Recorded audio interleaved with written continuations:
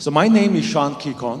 मेरा नाम शान किकॉन है। I pastor Faith Harvest Church in Kohima. मैं कोहिमा से फेथ हार्वेस्ट चर्च का पास्टर हूँ। I'm married to a beautiful woman called Akumtila Kikon. मेरी शादी एक खूबसूरत महिला अकुमतिला किकॉन से हुई है। She is also a pastor in the church. वो भी कलीसिया में पास्टर हैं। And together we have 2 children. और साथ में हमारे 2 बच्चे हैं। My eldest is a daughter who is 17 years old. मेरी बड़ी बेटी है 17 साल की। And my son is 15. और मेरा बेटा 15 का। And it's such a pleasure and a joy for us as a family to be serving the Lord together. और ये बहुत बड़ा आनंद है कि साथ मिलकर एक परिवार की तरह हम परमेश्वर की सेवा कर रहे हैं। I started pastoral ministry in the year 2002. 2002 में मैंने पास्टरल सेवकाई शुरू की। Straight from Bible school. सीधा बाइबल स्कूल से निकल रही। I graduated from RBTC, Rema Bible Training Center in America. मैंने अमेरिका में RBTC रेमा बाइबल ट्रेनिंग सेंटर से Came back in the year 2001. 2001 में मैं वहाँ से वापस आया शिक्षा करने। And in 2002, I took over this small fellowship that used to gather about 20 to 30 young people. और 2002 में जहाँ पर 20-30 जवान लोग इकट्ठे होते थे वहाँ पर मैं जाके सेवकाई करने लगा। And immediately we saw growth. और मेरे आते ही हमने बढ़ोतरी देखी। Within about 3 or 4 months, we grew to 100 and 150. 3-4 महीने में हम 100-150 हो गए। It was very exciting.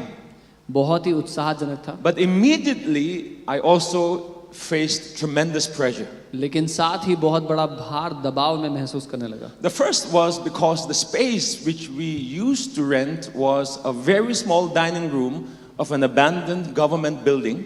पहला इसलिए क्योंकि जहाँ पर हम मिलते थे वो एक पुरानी सरकारी बिल्डिंग का डाइनिंग रूम था। And in a few months' time, the government gave us a notice to evict from that place. और सरकार ने हमें कुछ ही महीने में नोटिस दे दिया कि वो जगह खाली कर दो। And as a young pastor now, I had to face the pressure and worry of looking for another hall for the new church. और एक जवान पास्टर होते हुए मुझे दबाव सहना पड़ा था कि कलीसिया के लिए एक नया चर्च हॉल ढूंढना पड़ा। Immediately I faced tremendous persecution and opposition from the other churches and pastors of the city. और शहर के दूसरे पास्टर्स और जो सिटी लीडर्स थे उनके द्वारा मेरा तिरस्कार किया गया। I was called a false prophet, a cult leader, मुझे एक झूठा भविष्यद्वक्ता, एक कल्ट का अगुवा बोला गया। an antichrist church.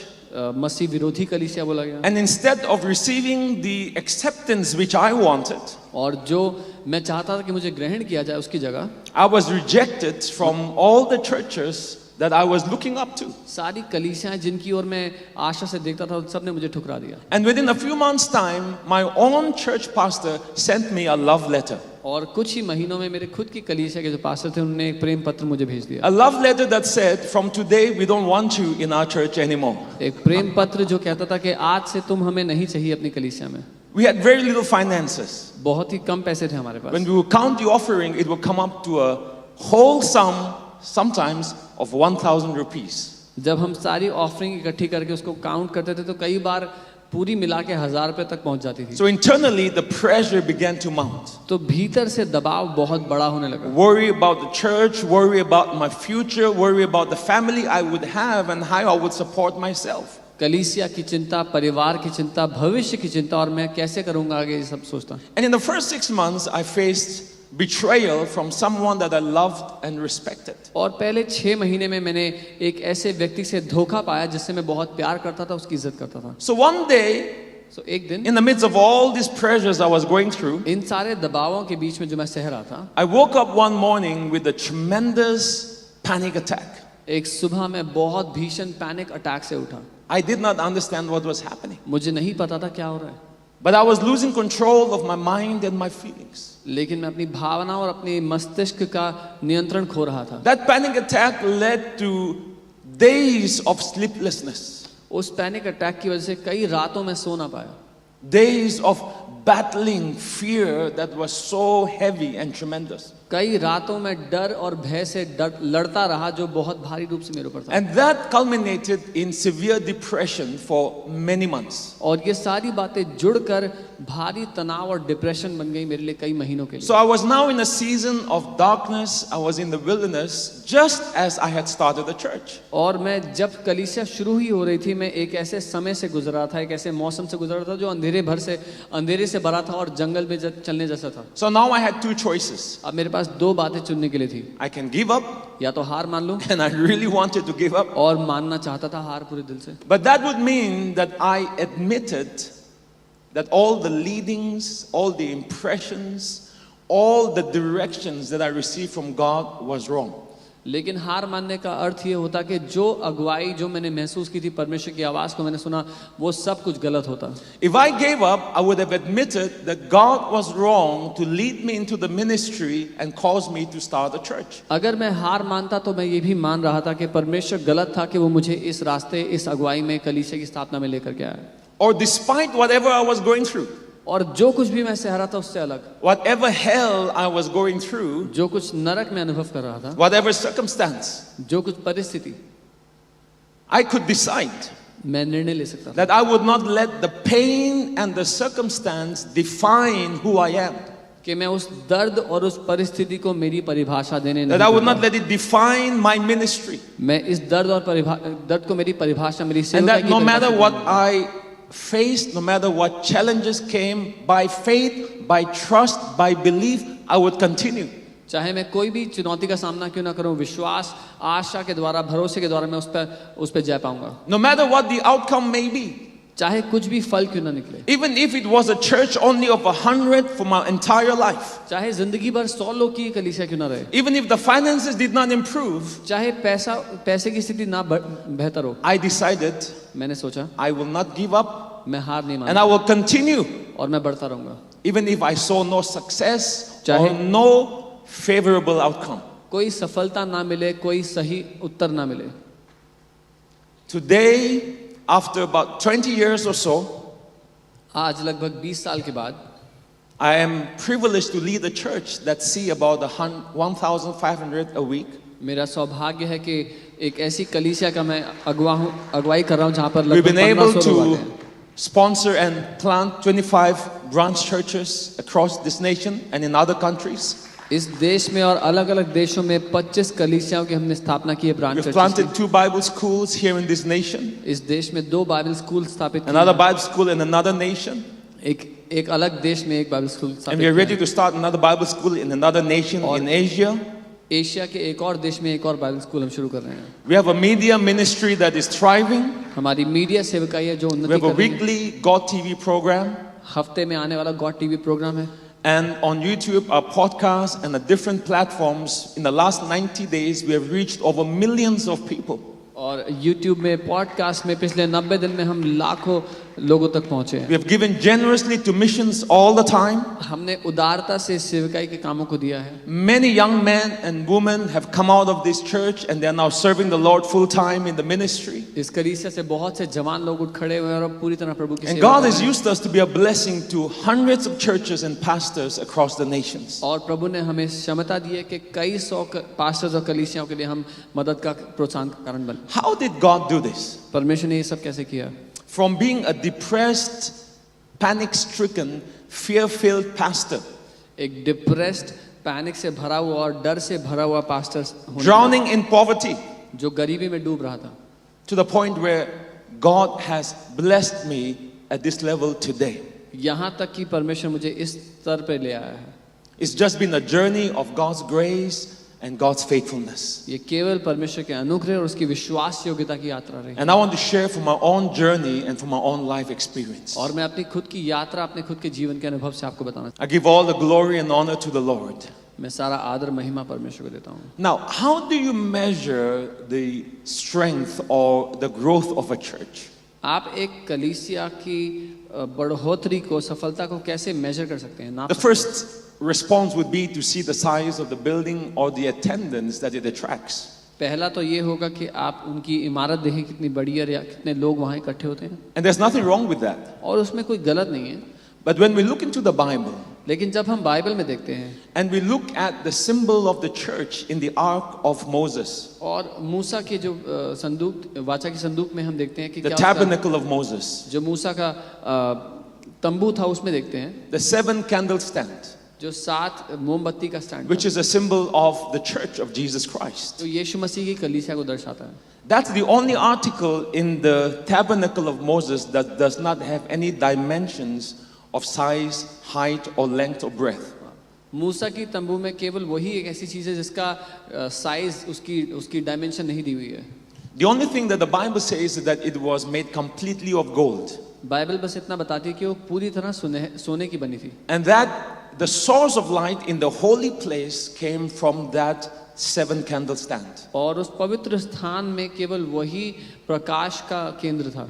So I've realized over the years तो मैंने ये पहचाना इतने सालों में that the growth, the strength of a church कि एक कलीसिया की मजबूती, उसकी सफलता can be measured नापी जा सकती है in the amount of glory that it holds. जितनी महिमा वो अपने में संभाल सकती है. Because gold is a symbol of glory. क्योंकि सोना महिमा का चिन्ह है. So how much glory does the church hold? कितनी महिमा एक कलीसिया संभाल सकता है. And how much light does it give to the world? और कितना प्रकाश वो दुनिया को दे सकता है. Is how you measure the strength, the influence and the impact of a church. ये तरीका है एक कलीसिया के बल, उसके प्रभाव को नापने का. It is not only the attendance or the numbers, and it is not only the popularity. केवल गिनती नहीं, कितने लोग आते हैं या कितने लोकप्रिय है कलीसिया, वो नहीं. Hallelujah. हालेलुया. Amen. Amen. So Daniel 11 verse 32. दानियल 11 उसके 32 में Those who do wickedly against the covenant he shall corrupt with flattery. जो लोग दुष्ट होकर उस वाचा को तोड़ेंगे, But the people who know their God shall be strong and carry out great exploits. परंतु जो लोग अपने परमेश्वर का ज्ञान रखेंगे वे हियाव बांध कर बड़े काम करेंगे. The people who know their God जो लोग अपने परमेश्वर को जानते shall हैं be strong वो मजबूत होंगे and they will bring forth और उनमें से उत्पन्न होंगे great exploits. महान काम. The first thing that God taught me in that moment of crisis was that I needed to know Him. जो चुनौती के समय में पहली बात परमेश्वर ने मुझे सिखाई वो ये थी कि मुझे उसको जानना जरूरी है. I had just come from Bible school. मैं बाइबल स्कूल से आया. I knew the teachings. मुझे शिक्षाएं पता I had the formula. मेरे पास फॉर्मूला था. I was aware of the different methods different men of God used to build their churches. मेरे पास अलग अलग नुस्खे थे जो अलग अलग परमेश्वर के लोगों ने इस्तेमाल किए कलीसिया की स्थापना I के लिए. knew subjects of faith and healing and the Holy Spirit, etc. मुझे अलग अलग विषयों की शिक्षा थी, विश्वास की, पवित्र आत्मा की, चंगाई So की. instead of relying on God, तो परमेश्वर पे निर्भर होने की जगह I relied on what I knew. जो मुझे पता था मैं उस पे निर्भर हो गया. When I began the church, जब मैंने कलीसिया शुरू की, I relied on books that I read. जो किताबें मैंने पढ़ी थी उस पे मैं निर्भर हो गया. I bought Rick Warren's book called The Purpose Driven Church. मैंने रिक वॉरेन की किताब खरीदी जिसका नाम है purpose driven church. And I tried to implement his strategy and his method religiously when I pioneered the church. और मैंने उनके नुस्खों को अपनाया जब मैंने कलीसिया की स्थापना की उस पे. Because I wanted to have the same success. क्योंकि मैं वही सफलता चाहता था. But when the storm came, लेकिन फिर तूफान आया. when the floods came in my life, जब मेरे जीवन में बाढ़ें आई, when I had that panic attack, जब मुझे वो पैनिक अटैक हुआ, I fainted. मैं बेहोश हो गया. I was weak. मैं कमजोर था. I could not stand. मैं खड़ा नहीं हो सका. The Bible says that he who faints in the day of adversity, his strength is weak. Bible कहती है जो परेशानी के दिनों में जो बेहोश हो जाए उसका बल कमजोर है. See, it's not the storms or the floods that cause a house to fall वो तूफान या बाढ़ नहीं जो घर को गिराती हैं or a ministry to fall. या एक सेविका को गिराती हैं. It is a lack of foundations. लेकिन नींव की कमजोरी है. So the first thing that God told me was this: जो पहली बात परमेश्वर ने मुझसे कही you हुई, need to know me again. तुम्हें मुझे पहले जानना है. Because that crisis exposed a fundamental weakness in my equipment for church growth. क्योंकि उस चुनौती ने मेरे जीवन में कलीसिया की बढ़ोतरी के लिए जो नींव की कमजोरी थी वो दिखा दी. And that weakness was that instead of building from my foundation with God, और वो समस्या ये थी कि परमेश्वर के साथ मेरी जो नींव है वहां से my बढ़ने की जगह personal experience with God, मेरा व्यक्तिगत अनुभव जो परमेश्वर के साथ है, I was उससे trying to build from the methods and the formulas and the revelations of other men. मैं बढ़ाने की कोशिश कर रहा था जो नुस्खे जो परमेश्वर के लोगों ने तरीके किए थे उनके द्वारा. That's why when the crisis came, इसीलिए जब चुनौतियां आई, like David, I could not fight with Saul's armor. मैं दाऊद की तरह शाऊल के कवच से लड़ नहीं सकता था.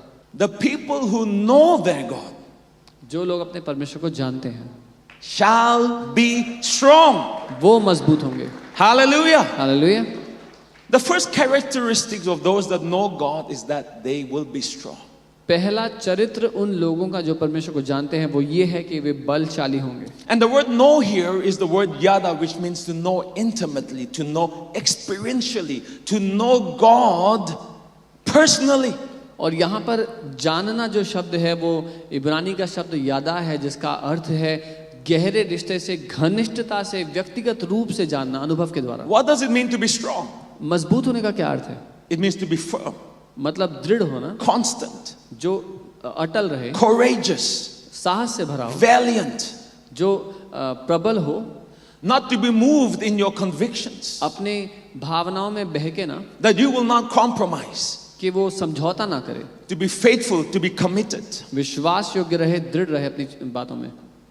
Have you noticed that people who know the chief minister or the prime minister, क्या आपने कभी देखा है वो लोग जो चीफ मिनिस्टर को जानते हैं, and who know them well, जो अच्छी तरह जानते हैं उनको, that when crisis comes in the country, जब देश में चुनौतियां आती हैं, economic crisis or whatever crisis, आर्थिक चुनौती या कोई भी those चुनौती, people are not easily moved. वो लोग आसानी से चिंता नहीं करते, They have a different behavior. एक अलग व्यवहार करते They're हैं, always peaceful and always calm. शांति से रहते हैं, Because they have access to information, they have access to power through their relationship. क्योंकि अपने रिश्ते के द्वारा उनके पास ऐसी जानकारी और ऐसा ताकत है जो दूसरों के पास नहीं है. Hallelujah. Hallelujah. So the people that know their God जो लोग अपने परमेश्वर को जानते हैं shall be strong. वो बलशाली होंगे. And the second characteristic is और दूसरा चरित्र, they will carry out great exploits. वो महान कामों को करेंगे, Great exploits. महान कामों को. So the first thing you need in order to have a ministry that is impactful, तो जो पहली बात आपको चाहिए एक प्रभावशाली सेवकाई होने के a लिए, ministry that brings out exploits of the Lord, एक ऐसी सेवकाई जो परमेश्वर के लिए बड़े बड़े काम कर सके, is to have personal relationship with God. वो है परमेश्वर के साथ आपका खुद का व्यक्तिगत Is to रिश्ता. secure a deep personal relationship with God. वो है परमेश्वर के साथ एक गहरा और व्यक्तिगत रिश्ता आपका हो. If you do not have this, there is no way you will be impactful. अगर ये नहीं है तो किसी भी तरह से आप प्रभावशाली नहीं होंगे. But if you have this, लेकिन अगर ये है there is no way you will be ordinary. तो ये संभव नहीं है कि आप साधारण. Hallelujah. See, look at the world right now. इस समय दुनिया को देखें, There is no ministry or church that is making impact, कोई ऐसी सेवकाई या कलीसिया नहीं जो प्रभाव डाल रही हो, influencing thousands and millions, जो लाखों लाखों पर प्रभाव डाल रही inspiring the body of हो, Christ, मसीह की देह के लिए प्रोत्साहन हो, without the leaders of that church or ministry knowing God. बिना अगुओं के जो परमेश्वर को जानते ना हो.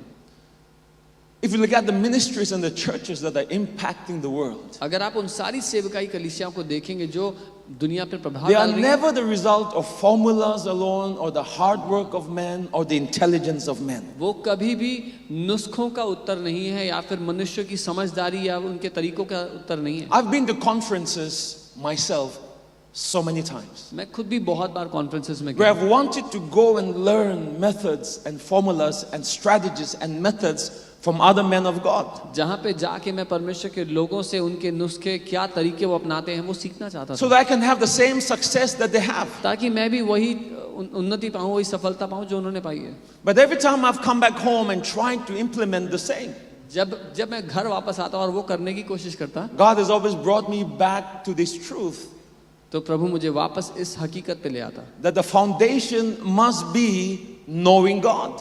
कि नींव यही होनी चाहिए कि तुम परमेश्वर को जानते हो. Hallelujah. Hallelujah. See, if you do not know God, अगर आप परमेश्वर को नहीं जानते you will not have the ability to carry out exploits. तो आप बड़े कामों को करने की क्षमता नहीं रख सकते. If you look at this church अगर आप इस कलीसिया को देखेंगे and what they are doing, जो वो कर रहे हैं, it is not just the result of a man's idea or a man's ambition. ये केवल एक मनुष्य की महत्वाकांक्षा या उसके अंदाजों की वजह से नहीं हुआ. It is not just a church's hard work and a church's commitment and diligence. ये कलीसिया की मेहनत और उनके लगन के द्वारा नहीं हुआ. It comes out of the knowledge of God, ये परमेश्वर के ज्ञान के द्वारा हुआ. their faith in God. परमेश्वर पर They विश्वास walk करें, with God. परमेश्वर के साथ चलने के So द्वारा। when we see an exploit like this, जब हम इस तरह के बड़े काम many को times देखते we are tempted to do what they did, हैं, हम कई बार वो करने के लिए to लालच copy करते हैं जो what उन्होंने they किया, did, नकल करते हैं जो उन्होंने not किया, understanding that it came out of a heart which knows God and walks with God. ये नजरअंदाज करते हुए कि ये उत्पन्न हुआ एक ऐसे दिल से जो उनको जो परमेश्वर को जानता है उसके साथ चलता है। Hallelujah. So the crisis that I went through exposed a foundation in my life. तो जब मैं उन चुनौतियों से गुजरा तो उसने मेरे जीवन की नींव की कमी मुझे दिखाई, Because the attendance was growing, क्योंकि- but my prayer life was decreasing. क्योंकि लोगों की भीड़ तो बढ़ रही थी लेकिन मेरा प्रार्थना का जीवन The कम हो रहा था। ministry began to grow, सेवकाई बढ़ने लगी, my devotion to God decreased. मेरा प्रभु की प्रति जो रिश्ता था वो कम Because होने I लगा। got so caught up in the natural aspects of ministry. क्योंकि मैं इतना फंस गया जो शारीरिक बातें थी सेवकाई की And my उसमें। love for the ministry, और मेरा प्रेम जो था सेवकाई के लिए, the events and the growth and the success began to exceed my love for God. कि जो सफलता थी सेवकाई की और जो कुछ चल रहा था वो सब मेरे लिए बड़ा बन गया परमेश्वर के प्रति मेरे प्रेम से। It was then that God gave me this understanding. तब था जब परमेश्वर ने मुझे ये If समझ you दिया। want your church to grow, अगर आप चाहते हो आपकी कलीसिया बढ़े, you must grow yourself. आपको पहले बढ़ना होगा। Amen.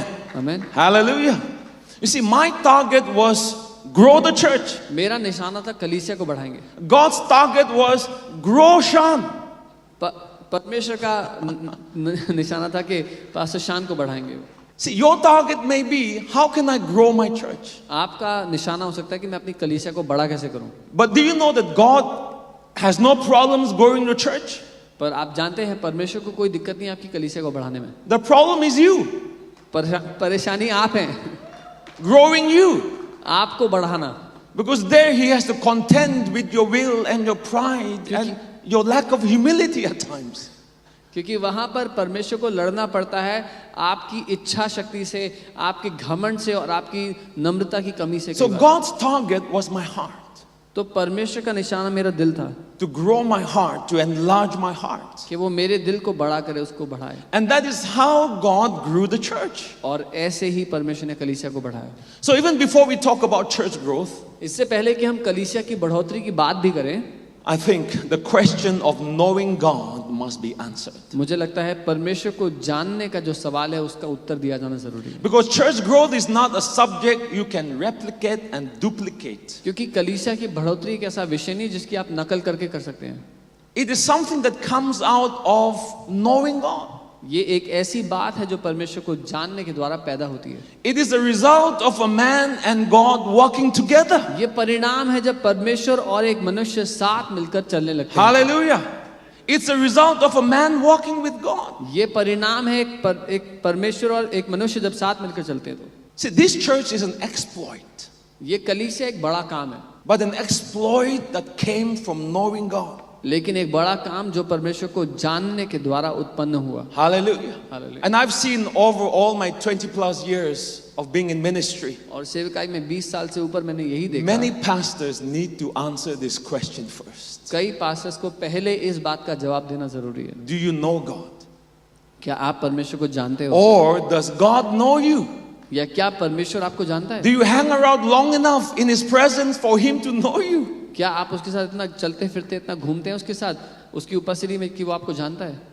Has He called you to pastor? क्या उसने आपको बुलाया है पास्टर Did He करने के लिए? tell you that you are a pastor, a teacher, an evangelist? क्या उसने आपसे बोला कि आप पास्टर हैं, आप Are you शिक्षक हैं? completely sold out? क्या आप पूरी तरह अपना जीवन उसके Are you लिए दे चुके completely हैं? devoted to Him? क्या आप पूरी तरह समर्पित हैं उसके लिए? Or is this just a career?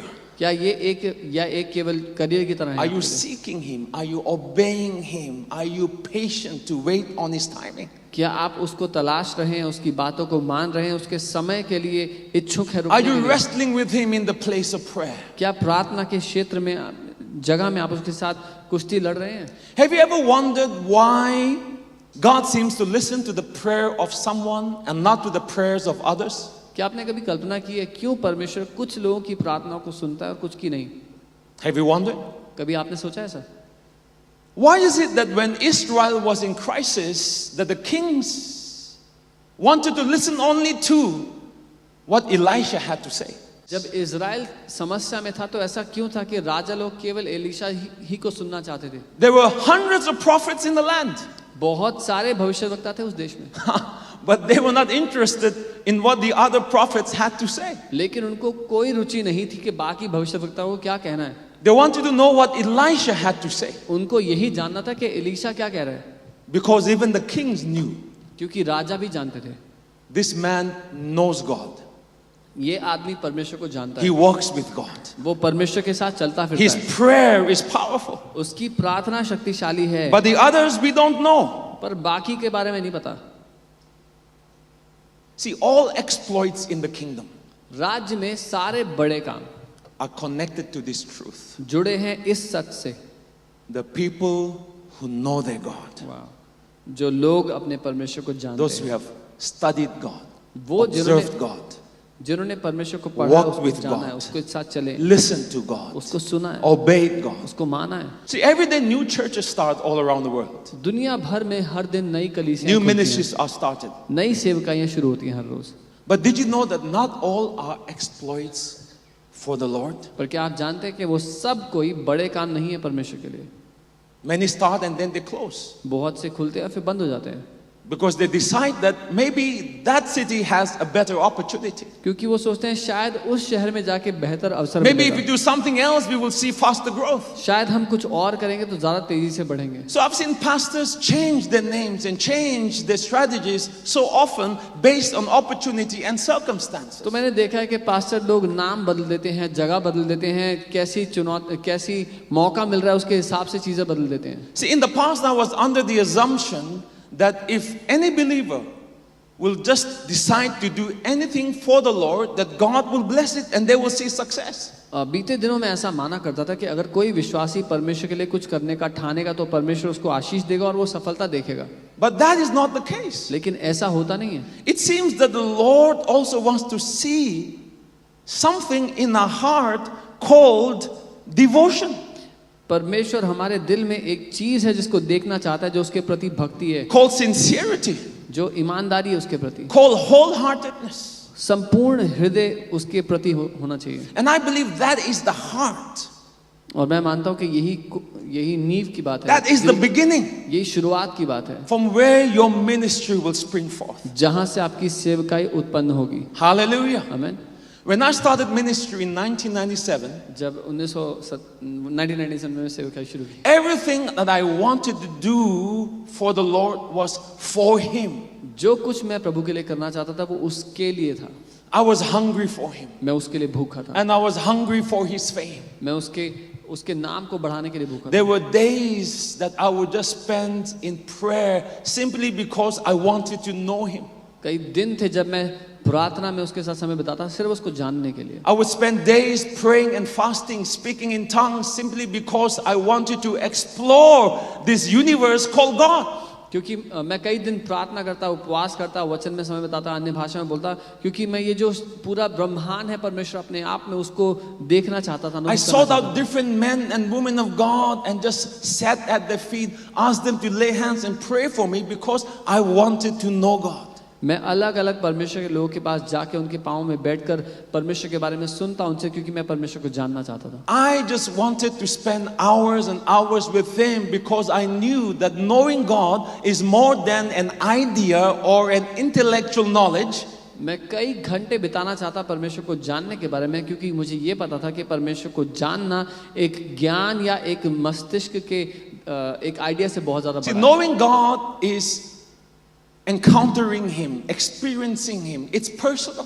परमेश्वर को जानना ये व्यक्तिगत है, अनुभव से हुआ है. It begins by faith, but it definitely leads to a personal experience, an encounter with God, just like all the men and women in the Bible. ये विश्वास से शुरू तो होता है, लेकिन ले जाता है एक व्यक्तिगत अनुभव में, जो परमेश्वर के साथ उन सारे लोगों का हुआ जिनके बारे में बाइबल में लिखा है. And the things that I am doing today, जो चीजें मैं आज कर रहा हूँ, the TV ministry, the Bible school, जो TV ministry, the conferences in the nations. जो कॉन्फ्रेंसेस हैं पूरे देशों में. In 1997, 98, 99, when I would spend time in God's presence, 97, 98, 99 जब मैं परमेश्वर के साथ समय बिताता उन सालों में, He impregnated my heart with those words. उसने मेरे दिल में वो शब्द डाल दिए. Do you know that if you are a man, you know that you cannot have children on your own? अगर आप एक पुरुष हैं तो अपने आप से आप बच्चे पैदा नहीं कर सकते, आपको ये पता है। Even if you are a woman, you cannot have children on your own. अगर आप एक महिला हैं तो अपने आप से बच्चे पैदा You नहीं need कर to be सकते, married. आपकी शादी होना जरूरी है। The woman cannot decide just to have a child. एक औरत निर्णय ले सकती है कि मैं Even बच्चा though पैदा she has the womb, करूं। हालांकि उसके पास she गर्भ has है, the incubator, उसके पास क्षमता है पैदा she करने needs the seed. की, उसको बीज चाहिए The seed comes from the man. और वो बीज पुरुष से आता The man cannot just decide to have children. है। एक पुरुष अपने आप से निर्णय नहीं ले सकता The कि बच्चा पैदा man needs the incubator called the woman. करे। और उस पुरुष को एक महिला चाहिए जो बच्चे को पैदा कर सकती है। So it is in the moment of intimacy that the seed is joined to that place of incubation. और घनिष्ठता के उस स्थान में वो होता है जहां पर वो बीज उस क्षमता से जुड़ जाता है बच्चे को पैदा The करने। Bible says man cannot live by bread alone, but by every word, Bible कहती है मनुष्य केवल रोटी से नहीं लेकिन हर एक वचन से, every rhema that proceeds from the mouth of God. हर एक मुंह से निकलते हुए वचन से जो परमेश्वर के मुंह से See, the निकलता है। rhema is the seed. वो रेमा परमेश्वर का वचन, That वो बीज है। rhema is the seed of God's word that it speaks into your womb, your heart, when you are spending time in intimacy with Him. वो रेमा परमेश्वर का बीज है जो आपके उस गर्भाशय में, जो आपके उस क्षमता में जाता है जब आप परमेश्वर के साथ समय बिताते That हैं। is how faith comes. ऐसे ही विश्वास आता Faith है। comes by hearing the rhema of God. विश्वास आता है परमेश्वर के रेमा को सुनकर। Faith comes by hearing the word of God. विश्वास आता है परमेश्वर के वचन को In सुनकर। that place of communion, उस एक हो जाने के स्थान में, in that place of relationship. उस रिश्ते के स्थान में। So God spoke to me. He impregnated my heart with Bible school, with TV ministry. Then, in the time of knowing God, in that place of intimacy. परमेश्वर ने मेरे दिल में उस समय में उन सारे विचारों को डाला, टीवी मिनिस्ट्री के, बाइबल कॉलेज के, जब मैं उसके साथ घनिष्ठता में रिश्ता का अनुभव कर रहा था। So today what I'm doing and what I had faith for, God impregnated me there 1997, 1998. आज जो मैं कर रहा हूँ, जो अपनी सेवकाई में कर रहा हूँ, वो परमेश्वर ने 1997-98 में गर्भधारित कर दिया मेरे दिल के अंदर। It's very strange that He never told me that I would be a pastor in those days. बहुत हैरानी की बात है, उसने मुझसे नहीं कहा था कि मैं पास्टर होऊंगा आने वाले दिनों में। That's because I never wanted to be a pastor. वो इसलिए क्योंकि मैं कभी पास्टर बनना नहीं Never wanted to lead the church. कभी कलीसिया की अगुवाई करना नहीं चाहता था। So my heart was completely sold out. मेरा दिल पूरी तरह से उसका, All initiatives and plans for ministry was for Him. मेरी सारी योजनाएं उसी के लिए थी। It was never for money or personal gain. पैसे के लिए, खुद अमीर होने के लिए नहीं। In fact, I used to take my own savings and use it for the ministry. यहाँ तक कि मैं खुद की जो जमा पूंजी थी वो लेकर सेवकाई में डाल देता था। All my time and my effort was for Him. मेरा सारा समय, मेरा सारा प्रयास, I said no to family responsibilities, social responsibilities, so that I can give all my time to Him. मैंने पारिवारिक और सामाजिक जिम्मेदारियों के लिए ना बोल दिया ताकि अपना सारा समय परमेश्वर को दूं। I just wanted to know Him. मैं केवल उसको जानना चाहता था। And then I noticed और फिर मैंने ध्यान दिया that everything I touched in ministry, कि जो कुछ मैंने छुआ सेवकाई में, crusades, street preaching, evangelism, conferences, चाहे बड़ी बड़ी सेवकाइयाँ, बड़ी बड़ी सभाएं की, कॉन्फ्रेंसेस की, या all सड़क of पर them प्रचार किया, prospered. वो सब उन्नति कर रही थी, All of them saw success. वो सब सफल थी Over all these years, इन सारे सालों में। every year of our church, we have seen 10, 15, 20% increase in finances, in attendance, in members' growth. अपनी कलीसिया में हर साल हमने 10 से 20% की उन्नति देखी है, पैसे में, लोग जो आते हैं उसमें। So I assume that that should be the normal story for everyone who is in ministry, for every pastor. तो मैं ऐसा मान बैठा कि यही कहानी हर एक पास्टर की होनी चाहिए जो सेवकाई में होता है। But I've realized that that is not the case for many लेकिन जब मैंने ध्यान से देखा तो ऐसा नहीं है सबके साथ। pastors and leaders of ministries. जो पास्टर्स और अगुवे सेवकाई कर रहे हैं, Not all are as blessed, not all see success. सब ऐसे सफल नहीं है, सब उन्नति नहीं देख And रहे। don't misunderstand me when I say success, I don't mean you should have the same numbers of success as I do. But in your context and however God blesses you, you can believe for success. और गलत ना समझे, मैं ये नहीं कह रहा सफलता का मतलब है जितने मेरे आंकड़े उतने आपके भी होने चाहिए। मैं ये कह रहा हूँ जो आपके क्षेत्र में, आपके स्थान के अनुसार जो आपके लिए सफलता है वो आपके जीवन में होनी चाहिए। So I wondered why. तो मैं सोचने लगा, So God gave me this understanding. परमेश्वर मुझे ये समझ दी। Many don't function from the place of knowing God. कई लोग इस स्थान से काम नहीं कर रहे कि वो परमेश्वर को जानते हैं। Pastors, churches, ministries. पास्टर, सेवकाइयाँ, कलीसियाँ They function from their own ideas and their own will. अपने खुद के दिमाग, अपने खुद के आइडियाज के अनुसार Some do because others are doing. कुछ लोग इसलिए कुछ कर रहे हैं क्योंकि कोई और भी वो कर रहा है। Some follow trends and methods. कई लोग ट्रेंड्स और तरीके नुस्खे अपनाते हैं। Some do out of wrong motives. कुछ लोग गलत धारणाओं के द्वारा करते हैं। You see that all through church history. हम सारे कलीसिया के इतिहास में पाते हैं ये बातें। What is the grace that will set you apart? क्या है वो अनुग्रह जो आपको भीड़ से अलग कर देगा? Yes, God has grace for all. हाँ, परमेश्वर के पास सबके लिए अनुग्रह But है। it seems He likes to see devotion and sincerity from us. पर ऐसा समझ में आता है कि परमेश्वर चाहता है कि हम हमारे जीवन के द्वारा Wholeheartedness. उसके प्रति ईमानदारी और संपूर्ण हृदय से उसको ढूंढते हुए देखें। Wholeheartedness. संपूर्ण हृदय से।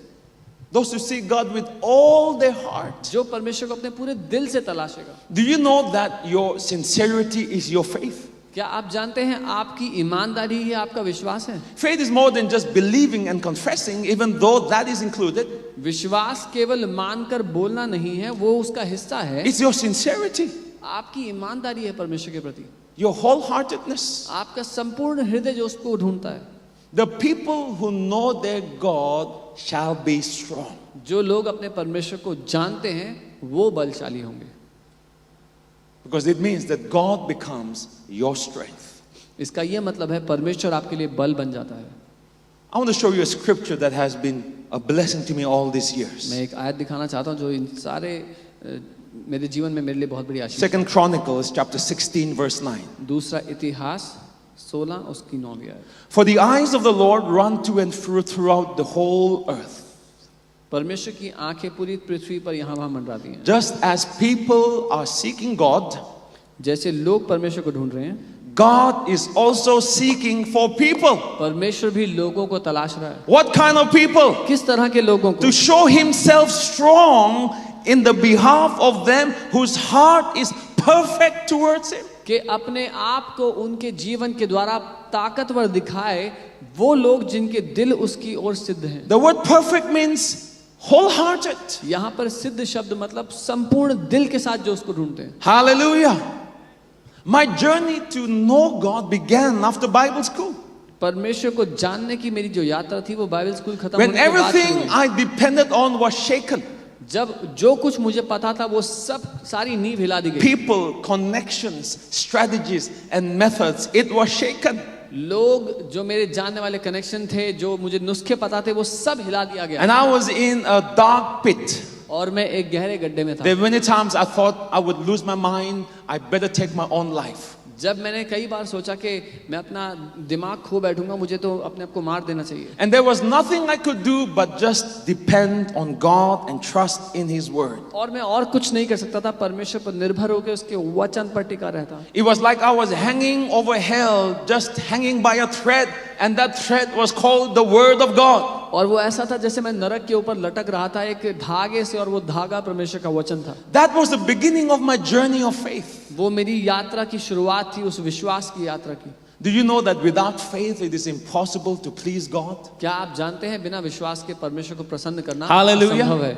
For he who comes to God must believe. क्योंकि जो परमेश्वर के पास आता है वो ये मान ले कि परमेश्वर है। The journey of knowing God begins with faith. परमेश्वर को जानने की यात्रा विश्वास से The शुरू only way you can relate with God whom you cannot see is by faith. जिस परमेश्वर को आप देख नहीं सकते उसको जानने का एकमात्र The तरीका only way you विश्वास can है। access His wisdom and His strength which you cannot see is by faith. उसकी बुद्धि और बल को केवल आप विश्वास के द्वारा ही हासिल कर सकते हैं। For he who comes to God must believe. जो परमेश्वर के पास आता है वो ये मान ले। You must believe. आपको मानना You है। must believe. आपको मानना As a जरूरी है। pastor, एक पास्टर होने के नाते His strategy, उसके तरीके, not your strategy. आपके तरीके। You must believe in His timing, आपको उसके समय को मानना not होगा, your timing. आपके समय को नहीं। So why did Saul go to the witch? शाऊल क्यों गया जादू टोना करने वाली उस स्त्री के पास? Do you know why? Why he ended up with witch doctors and soothsayers? क्यों गया वो जादू टोना और तांत्रिकों के पास? Because he was not patient enough to wait for God. क्योंकि परमेश्वर पर इंतजार करने के लिए उसके पास धीरज नहीं था। And we saw that in the early years of his kingship. और उसके राजा होने When की he जो could not शुरुआत, wait for the prophet. उसके राजा होने के शुरुआती सालों में वो And he decided to move in his own flesh. वो भविष्यवक्ता के लिए रुका नहीं, खुद चला गया। That impatience finally led him to witch doctors. वो धीरजहीनता उसको अंत में जादू टोना करने वालों के पास ले गई। Why do Christians go to witch doctors? क्यों मसीह लोग जादू टोना करने वालों के पास जाते हैं? Some pastors in some parts of the world, they go to witch doctors to get some power. Pastors की दुनिया में कुछ पास्टर्स जाते हैं जादू टोना करने के पास वालों के पास कुछ A ताकत family लेने के came to our prayer house this year लिए। एक परिवार प्रार्थना करने वाली to जगह गए, repent माफी मांगने के लिए, because they had gone to a witch doctor to get rid of some bad influence, and after that they came to repent in the church. क्योंकि वो एक विच डॉक्टर के पास गए थे एक बुरी चीज से पीछा छुड़ाने के लिए, उसके बाद वो माफी You know मांगने why? के लिए कलीसिया में आए। पता है क्यों? Because God takes too long. क्योंकि परमेश्वर बहुत समय ले लेता है। God seems to take too long. ऐसा लगता है कि परमेश्वर बहुत देर करता है। So as a pastor, तो पास्टर होते हुए you see, what is strength? बल क्या है? Strength is that when you will not move unless God says move. बल ये है कि आप तब तक नहीं हिलेंगे जब तक परमेश्वर नहीं कहता हिलो। Amen. The people who know their God. जो लोग अपने परमेश्वर को जानते हैं। Impatience is a sign of weakness. धीरजहीनता एक चिन्ह है कमजोरी Many का। pastors are impatient. बहुत से पास्टर्स धीरजहीन हैं।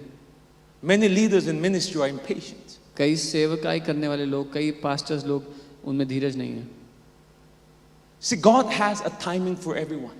परमेश्वर के पास हर एक के लिए समय है। Ankit says that they built this in 3 months. Pastor अंकित ने कहा कि उन्होंने ये जगह 3 महीने में बनाई। That's amazing. ये अद्भुत है, We celebrate that. हम उसमें आनंदित But होते in हैं। your case, it may be 2 years. लेकिन आपके केस में ये 2 साल हो सकता है। It does not mean you are inferior. इसका मतलब ये नहीं कि आप नीचे God हैं। has His own strategy and path for you. परमेश्वर के पास अपना खुद का तरीका और नुस्खा है आपके So लिए। you cannot build unless you know God. तो आप तब तक नहीं बना सकते जब तक आप परमेश्वर को नहीं जानते। Hallelujah.